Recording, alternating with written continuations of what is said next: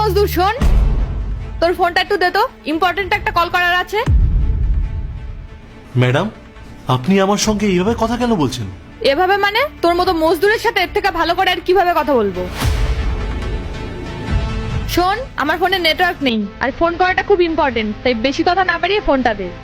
ঠিক আছে, নাম্বারটা বলুন।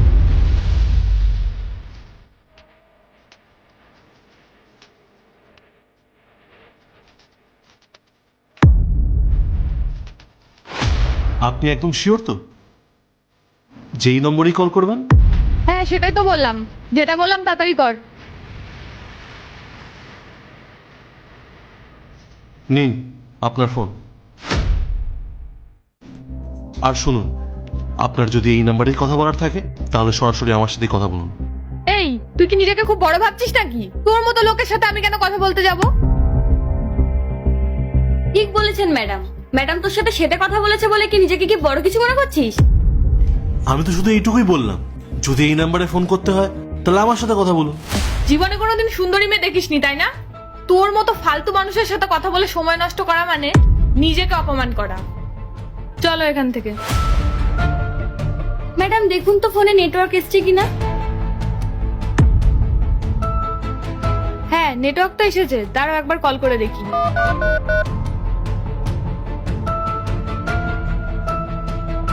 হ্যালো। হ্যাঁ আমি আপনাকে অনেকবার কল করার চেষ্টা করেছিলাম, কিন্তু নেটওয়ার্ক প্রবলেমের জন্য কল যাচ্ছিল না। আমরা আপনার দেওয়া লোকেশনে চলে এসেছি, কিন্তু আপনাকে তো দেখতেই পাচ্ছি না। আপনারা বাড়ি চলে যান, আমার আপনাকে পছন্দ হয়নি। মানে এটা আপনি কি বলছেন? আমার সাথে তো দেখাই করলেন না, তার আগে এই সিদ্ধান্ত? দেখা করার প্রয়োজন নেই, আর আমি সিদ্ধান্ত নিয়ে ফেলেছি, আমি আপনাকে বিয়ে করব না। আপনি এসব কি বলছেন?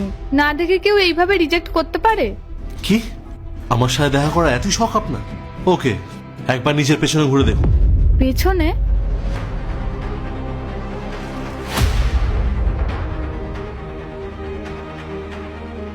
তুমি তুমি কি সে যার সাথে আমার বাবা আমার বিয়ে ঠিক করেছেন? এটা কি করে সম্ভব? হ্যাঁ, আমি সেই ছেলে যার সাথে আপনার বাবা বিয়ে ঠিক করেছে, আর সেই কারণেই আজ আমার এখানে আসা। আমার বাবা এত বড় একটা ভুল করলো কি করে? হয়তো বাবা বুঝতে পারিনি যে তুমি একটা শ্রমিক। থ্যাংক গড আমি সত্যিটা আগেই জেনে গেছি, না হলে আমার যে কি হতো ভগবানই জানে। তোমার মতো একজন মজদুরকে বিয়ে করলে আমার সারা জীবন তোমার মতো করেই কাটাতে হতো। একদম ঠিক বলেছেন ম্যাডাম। ওর মতো মজদুরের সাথে আপনার বিয়ে হলে আপনার স্ট্যান্ডার্ড একদম ধুলোর সাথে মিশে যাবে। আমি তো ভাবতেই পারছি না আঙ্কেল, ওর সাথে আপনার বিয়ে কিভাবে ঠিক করলেন? ম্যাডাম, আপনার তো এত দুশ্চিন্তা করার কোনো মানেই হয় না। আমি তো আপনাকে বললাম আমার আপনাকে পছন্দ না, তো আপনি এখান থেকে চলে যেতে পারেন। এই ছেলে তুই নিজেকে কি মনে করিস? আমি কি তোকে বিয়ে করার জন্য পাগল হয়ে যাচ্ছি নাকি?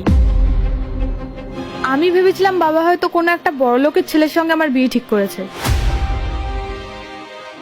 কিন্তু এখানে এসে দেখলাম বাবা একজন ভিখারির সাথে আমার বিয়ে ঠিক করে রেখেছে। শোন, তোর সাথে কথা বলার মতো আর এক ফোঁটাও আমার কাছে সময় নেই, এক মুহূর্তও কথা বলতে চাই না। চলো। স্যার এই নিন, ক্লায়েন্ট টাকাটা দিয়ে গেছে, এই নিন।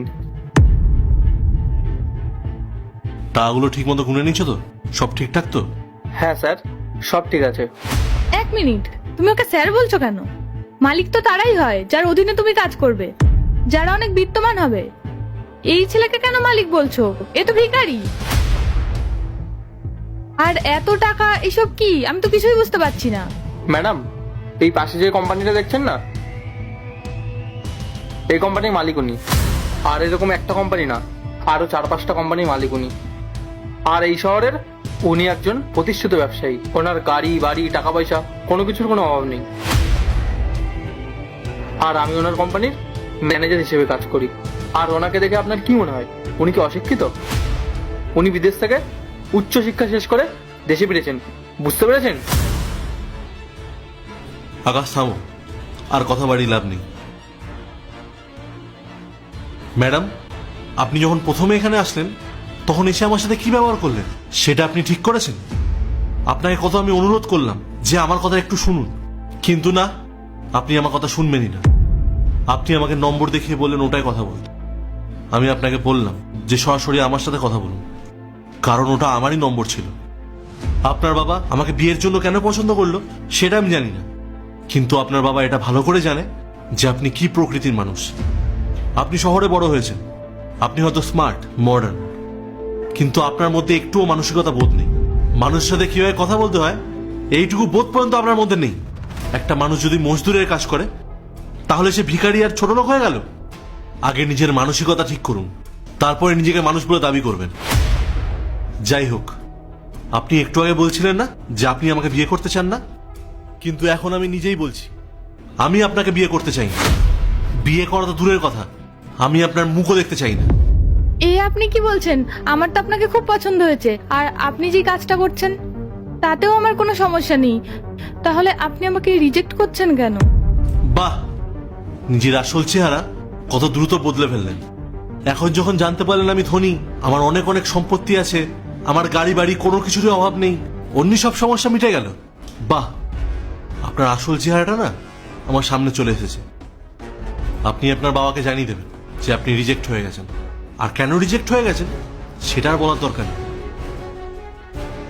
আমি আপনার বাবাকে জানিয়ে দেব। আকাশ, গাড়িটা বার করো তো।